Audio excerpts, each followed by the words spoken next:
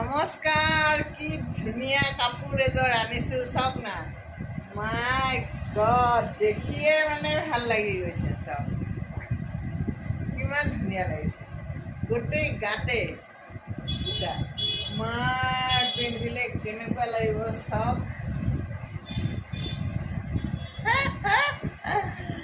মই মানে কি ক'ম আৰু,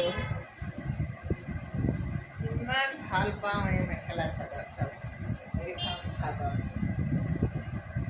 আৰু আপোনাৰ এইখন মেখেলা, এইখন মেখেলা,